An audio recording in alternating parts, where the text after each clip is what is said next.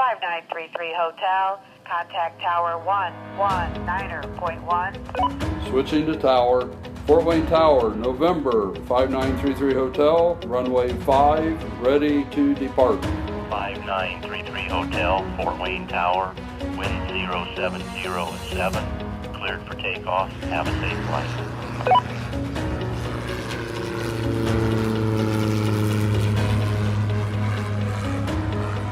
We are off on our journey. We now come to the Millennium, a 1,000-year time when Jesus reigns on this earth. Let's review last month's video, the tribulation. What brings the end to the 7-year tribulation, and when does the Millennium begin? As I shared before, there is so much that happens during the tribulation, and now the Millennium, that we must only share some highlights. I hope this sparks an interest in you and that you will dig deeper. During the tribulation, we saw the sequence of the seal judgments, the trumpet judgments, and the bowl judgments, each getting worse. The tribulation comes to an end with the battle, or actually a campaign, called Armageddon. Daniel 11 verses 40 to 45, Joel 3 verses 9 to 17, Zechariah 14 verses 1 to 3, and Revelation 16 verses 14 through 16. Billions of people will die during the tribulation. Commercial Babylon will be destroyed, Revelation 17 and 18. Jesus Christ returns for this final battle of Armageddon and defeats all who stand against Israel. The Antichrist and false prophet are captured and cast forever into the lake of fire. Satan is bound and cast into the bottomless pit for 1,000 years. Please note that when Christ returns to the Mount of Olives, there will be a global earthquake. The whole earth will shake, mountains will be leveled, and islands will be vanished.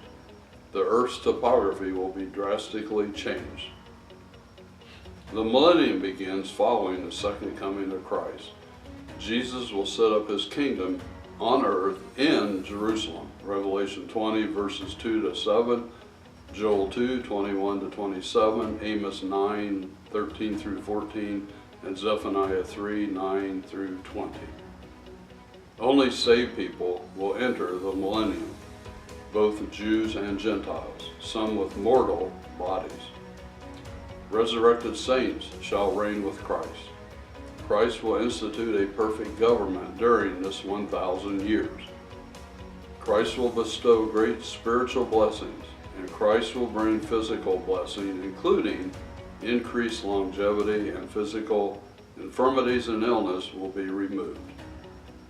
At the end of 1,000 years, Satan is released and will come out to deceive the nations. Satan will gather forces against Jerusalem and make his last stand. Revelation 20 verses 7 through 8. Satan and his forces face sudden destruction by God, and Satan is thrown into the lake of fire. The great white throne judgment now takes place, and only the wicked dead are judged and cast into the lake of fire and face eternal torment.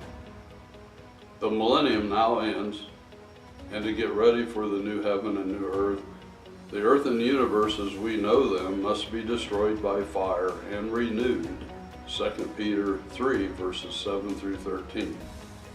God does this to get rid of all evil, sin, decay, curses, suffering, death, and Satan's presence. God now creates a new heaven and new earth. He does this by renovating the heavens and earth, then merges his heaven with a new universe. Isaiah 65:17 reads, I will create new heavens and a new earth. The former things will not be remembered, nor will they come to mind. Finally, the New Jerusalem comes down from heaven. This is our new home with our glorified bodies.